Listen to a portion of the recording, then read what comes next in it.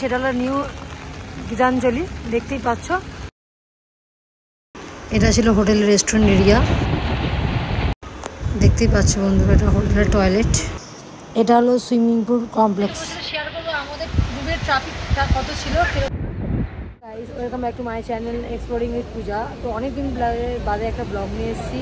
তো আজকে ভাবলাম যে কাজের সূত্রে কোথাও যাওয়া যাচ্ছে না, এত কাজের চাপ থাকছে। তো ভাবলাম কাছে ফিরে কোনো একটা ছোটোখাটো ট্রিপ ঘুরে আসি। তো তার জন্যই যাচ্ছি দীঘা। আজকে বেশ বৃষ্টি হচ্ছে। তো এখন এসেছি কোলাঘাট। তো কোলাঘাটে একটা রেস্টুরেন্ট এসেছি, আনন্দ রেস্টুরেন্ট। তো এখান থেকে ব্লগটা শুরু করলাম। ব্লগটা দেখতে থাকো, পুরো ভিডিওটা সাথে থাকো, সঙ্গে থাকো। তোমাদের সাথে শেয়ার করবো আমাদের কোন হোটেলে আমরা উঠেছি, ঠিক আছে। তো দীঘায় কী করছি, তো সমস্ত কিছু তোমাদের আমি তথ্য দেবো। সঙ্গে থেকে সাথে থাকো, পুরো ব্লগটা দেখতে থাকো। এখানে আছে এখন কোলাঘাটে আনন্দ রেস্টুরেন্ট। এটা পুরো শেরগঞ্জের অপোজিটে।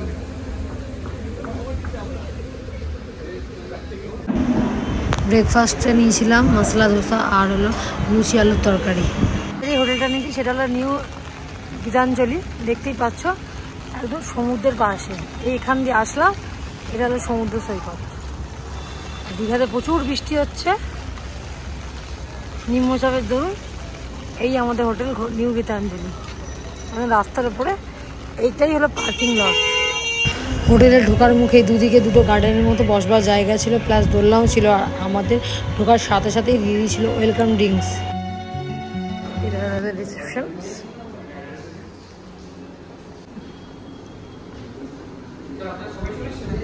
গাইস, চলো তোমাদের এনাদের আমি রিসেপশন এরিয়াটা দেখালাম। তো এটা আরেকটা দেখো, রিসেপশন এরিয়ার পাশে যে এটা আছে, কি সুন্দর ডেকোরেশন তোমাদের দেখাচ্ছি, সেটা দেখতে থাকো।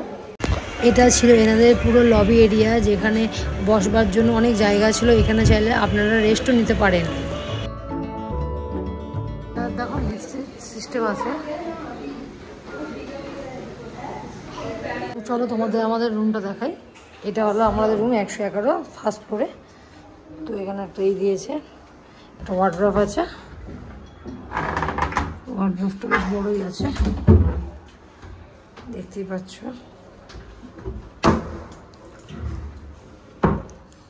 এই পাশে একটা দিয়েছে, ফ্রিজ আছে, ঠিক অ্যাক্সেসরিজ দিচ্ছে সব। ফ্রন্টে একটা আছে, মিরর আছে। তারপর আমাদের বেডটা দেখো, রাউন্ড শেপের বেড, দেখতেই পাচ্ছ।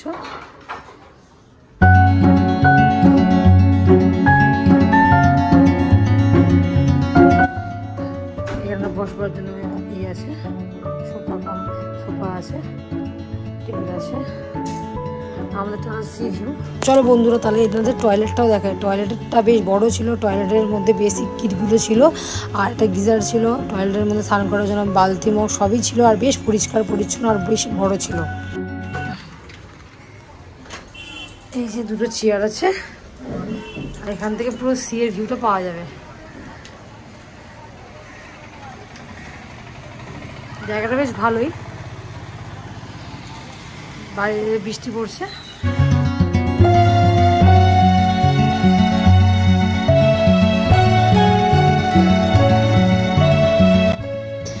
তারপর আমি চলে এসেছিলাম আমাদের 4th ফ্লোরের আরেকটা রুমে। সেখানে রুমটা বেশ বড় ছিল, দুটো বেড ছিল, আর দুটো টয়লেট ছিল।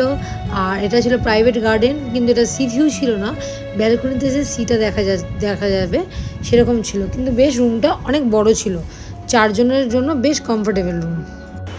এই রুমটা দুখানা টয়লেট ছিল। একটা রুমে ছিল বাথটব, যেটা সব থেকে বেশি বড় বাথরুম ছিল, আর একটা ছিল ছোট, মানে কমন যেগুলো থাকা সেগুলো ছিল, আর দুটোই বেসিক কিট ছিল।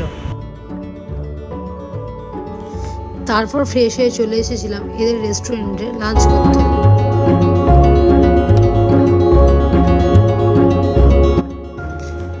লাঞ্চে আমরা নিয়েছিলাম ভাত, ডাল, একটা হলো মাছ আর ডিমের কারি, আর আলু পটলের তরকারি, আর আলু ভাজা ছিল সাইডে।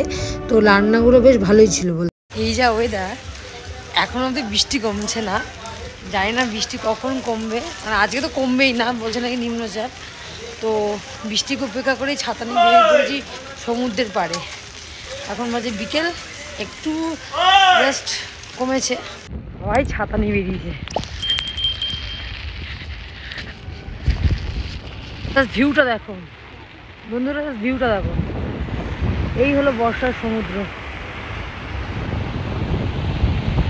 দারুণ।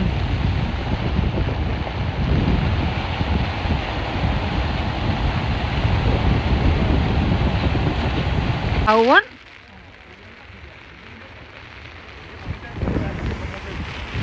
আর ওই আমাদের হোটেল নিউ গীতাঞ্জলি, নিউ দীঘাতে।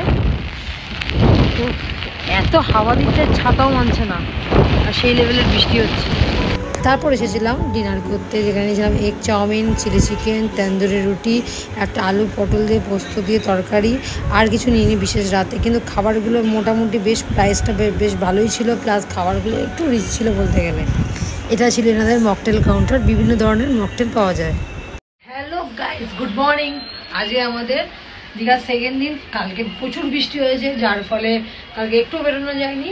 তো এখন যাচ্ছি ব্রেকফাস্ট করতে। ব্রেকফাস্ট হলো কমপ্লিমেন্টারি আছে, তো আমি তোমাদের দেখাচ্ছি ব্রেকফাস্টে কি কি আছে, ঠিক আছে। দেন ব্রেকফাস্টে কি দেখলাম, অনেক আইটেম, জুস, তারপর বাটার টোস্ট, উত্তাপাম, সাম্বার, ইডলি, লুচি আলুর তরকারি, চিকেন সালামি, চিকেন সসেস, এগ বয়েল। তোমরা যদি চাও যে এগ বয়েল খাবে না, ডিমের অমলেট খাবে, তো ওনাদের বলে ওরা করে দিচ্ছিলো। আর ওইদিকে ছিল মিল্ক টি, এদিকে ছিল দুধ দিয়ে কর্নফ্লেক্স। এটা ছিল এনাদের swimming pool area. Swimming pool এরিয়াটা বেশ একটা বড় ছিল না, বেশ মোটামুটি ছিল। সামনেরটা ছিল বাচ্চাদের আর পেছনটা ছিল বড়দের অ্যাক্সেস করার জন্য।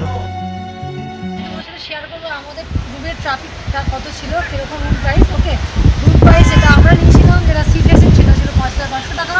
আর যেটা প্রাইভেট গার্ডেন ছিল, সেটা রুম প্রাইস ছিল 7,500 টাকা। আর তোমার ড্রাইভারদের জন্য ডলমেন্টারি রুম ছিল, যেটার ভাড়া ছিল 600, ঠিক আছে। আর এদের check out time, check in হলো সকাল 11টা থেকে, আর চেক আউট হলো সকাল 9টার সময়। আমরা যেহেতু দুপুর বললাম, দুপুর 2টার সময় বেরোবো, তো আমরা এর জন্য আমাদের যে প্রাইভেট গার্ডেন রুমটা ছিল সেটা নিয়েছি। সেটার জন্য আমাদের হাফ দিনের ভাড়া দিতে হয়েছে, সেটা হলো 3,500 টাকা। এইটা হলো আমাদের হোটেলের টেরেস।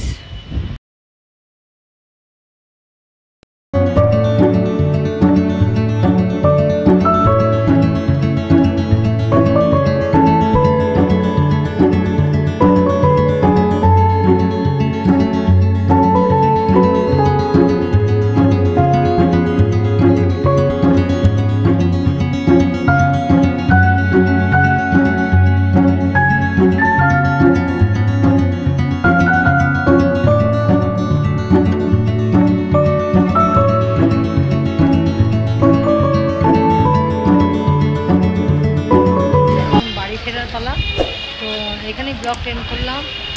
পরবর্তীকালে দেখা হচ্ছে নতুন কোনো জায়গা, নতুন কোনো ব্লগে। তোমার সবাই ভালো লাগবে, সুস্থ থাকবে।